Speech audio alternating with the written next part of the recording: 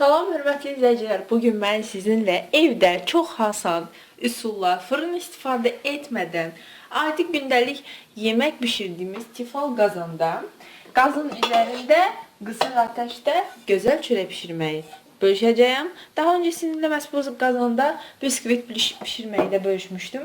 Bilirsiniz, biz sizinlə qazanda, qazın üzərində bişirilən reseptləri bölüşməyə başlamışıq. Bu reseptlərə məhz bu çörəyin resepti daxildir. Gördüyünüz kimi olduqca gözəl, qatlı bişib, yumuşaqdır. Baxın, yumuşaqdır. Qətiyyən linç deyil, olduqca ləzzətlidir və olduqca rahat hazırlanır. Heç insanı yormayan, elə yoğurmaq prosesi ilə əziyyət verməyən çörək resepti bölüşürəm. Öncəliklə çörəyimizi kənara qoyaq. 1 ədəd çörəyin ölçüsü üçün 3 ədəd su stəkanı ilə, çay stəkanı ilə bir un götürmüşəm. 3 ədəd bildiyimiz hamımızın evinizdə olan xrustal stəkanla bir un götürmüşəm. Nəzərinizə çatdırım ki, unu hər zaman ələsəniz məsləhətlidir. Un ələndiyi zaman oksigenlə bol olur.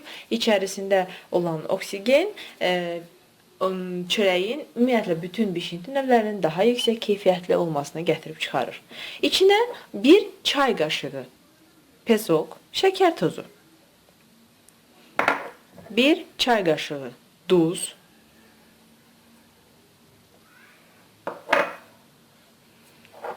1 çay qaşığı quru droş. Öncə bunları qarışdırırıq qaşıq vasitəsilə.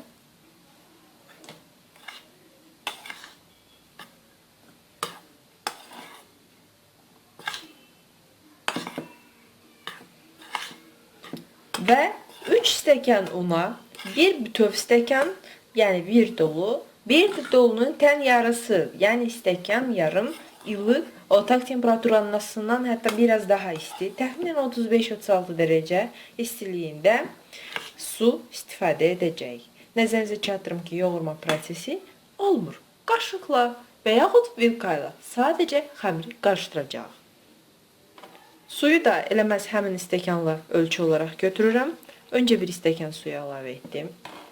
Güngülcə qarışdırırıq. Daha sonra digər yarım stəkan əlavə edirəm.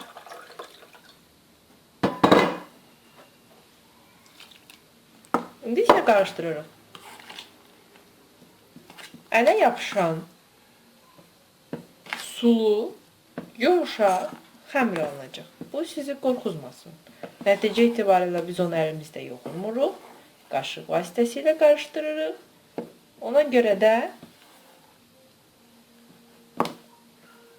yaxşıca qarışdırın. Əgər suyunuz azdırsa, hətta biraz da çox az əlavə edə bilərsiniz. Bir dolu stəkan bir də yarısından olsa, dolu stəkan bir də yarısından olsa bəs eləyəcək. Mən dolu tutmamışdım onun üçün. Artıq bəs olacaq. Altından üstünə doğru bu şəkildə qarışdırır. Sizə xamuru göstərim. Baxın, gördüyünüz kimi Türklərin cıvıq dediyi, bizim ələ yapışan sıyıq dediyimiz bir xəmir alınır. Bu şəkildə. Əlimə vursam əlimə yapışacaq. İstəsəniz çörəyinizə çox az, elə 1 çay qaşığı da duru yağ əlavə edə bilərsiniz. Mən əlavə etmirəm, çünki onda daha çox bulkudadır. Bu qədər. Hamurun üzərinə istəsəniz steç çəkə bilərsiniz. İstəsəniz, əgər qazanınız qapaqlıdırsa, xəmir yoğurduğunuz, qapaq qoya bilərsiniz. Və yaxud istəsəniz mənim kimi adi mayka klokundan istifadə edərək ağzını bağlayıb 4 saatlıq isti adyalın altında gözlədə bilərsiniz. Təbii ki, əgər yaydırsa, saat 1 saata düşür. İsti adyalın altında 1 saata xəmir gəlir. Ancaq bugünkü kimi hava soyuqdur və qışdırsa, artıq payızdırsa, hava soyuqdursa ki, burada hazırda hava həqiqətən soyuqdur, o zaman 3-4 saat xəmirimiz gözləməlidir. Nəzərinizə çatdırım ki, xəmir 1-ə 2-yə nisbətində şişəcək. Yəni, təxminən qazanın əliləyənin bu hissəsinə qədər qalxacaq.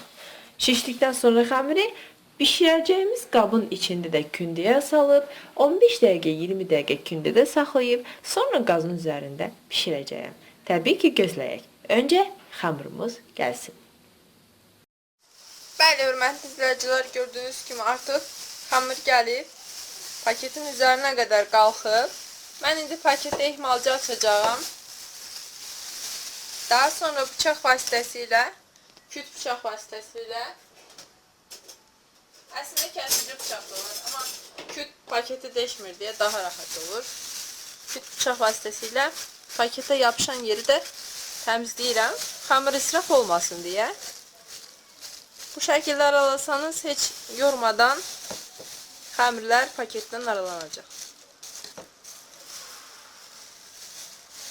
Nəzərinizə çatdırım ki, sadəcə 2 saat müddətində xəmirim gəldi.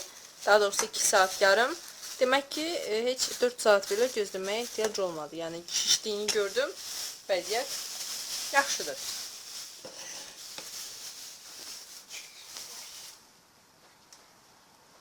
Xəmir bu şəkildə məsaməli formaya düşüb.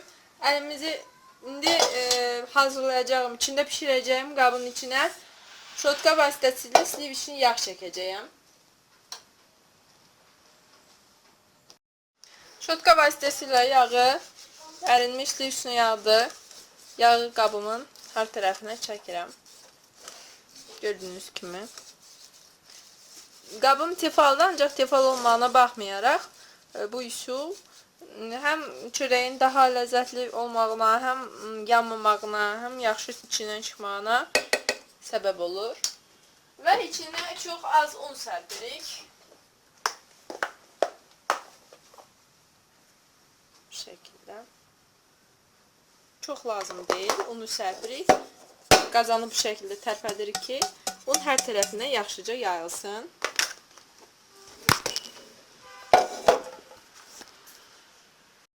Gördüğünüz kimi qazanın dibini də artıq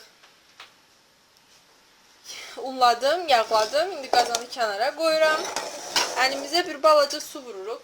Bu işdə sudan qətiyyən qorxmayın. Yəni hətta yanınızda mənim kimi bir qədər suda qoya bilərsiniz. Suya batırdığınız əliniz vasitəsilə xəmiri qabdan bu şəkildə aralayırıq. Xəmirin islanmağından qorxmayın. Əksinə, bu xəmir suyu sevir. Bu şəkildə toplayırıq xəmiri altından üstünə doğru və əlimizi alırıq.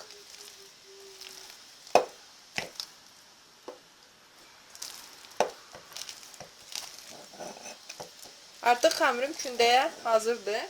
Xəmiri elə çörəyi bişirəcəyim qabda bu şəkildə öncə səliqə salırıq əlimizlə.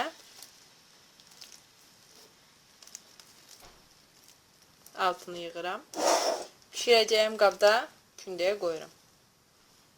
Gördüyünüz kimi bu şəkildə qoyduq.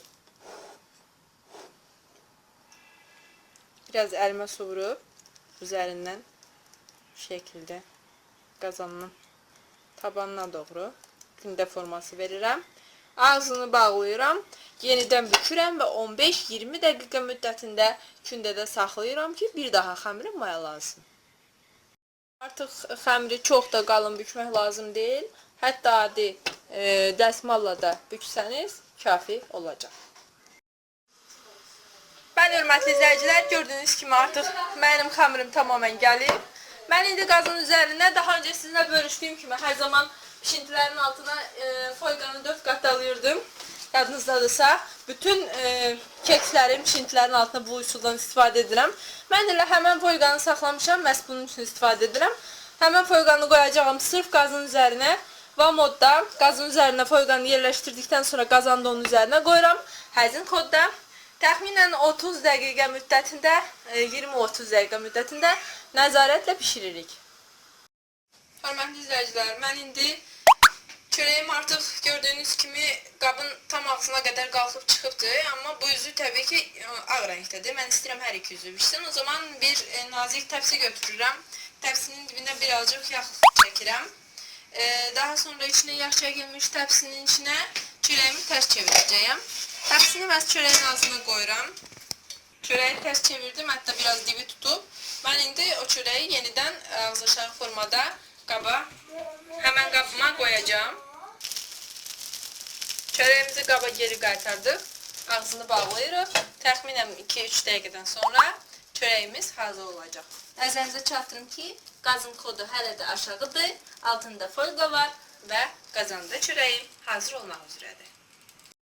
Bəli, hörmətli izləyicilər, çörəyimiz hazırdır. Təbii ki, istəsək biraz daha pişirə bilərik. Burası çiğ deyil, tam rahatlıqla deyə bilərəm. Çox qəşəng pişirdi. Çörəyin dəqiq pişdiyini daha real.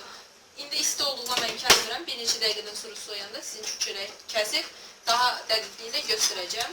Pişdiyini özünə baxanda da bilmək olur, amma daha dəqiq bilmək istəyirsinizsə, adi çöp vasitəsilə də çörək bu şəkildə. Baxın, heç nə yoxdur. Tam marketlərdə aldığınız yumru buton çörək kimi nəticə əldə edəcəksiniz. Hər iki üzü pişib, hər iki üzü qəşəngdir, olduqca yaxşıdır. Oy, əlim yandı. İndi mən onu elə öz qazanın içinə də qaytaracağım. Öz qazanın içində qapağı bağlayacağım. Onu buxarda biraz da öz buxarında, qazanın qapağı bağlananda avtomatik özünün buxarı yaranır. Öz buxarına qoyacağım ki, mənim çörəyim biraz daha yumuşalsın. Bəli, hörmətli izləyicilər, mən daha öncə sizə çörəyi soyuyunca kəsəcəyimi demişəm. Kəstim də. Baxın, mən sizə göstərim. İçi necə məsaməlidir, yumuşaqdır. Bastığınız zaman rahatlıqla özü geri qayıdır. Çox rahat pişir, çox ləzzətli çörək alınır.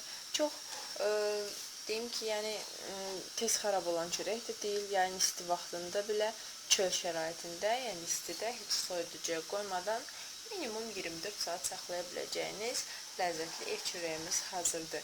Ümid edirəm ki, siz də bu resepti bəyənər, yaxınlarınıza bölüşər, like edər, komment yazar və təbii ki, yaxınlarınız üçün ev çörəyi hazırlayarsınız.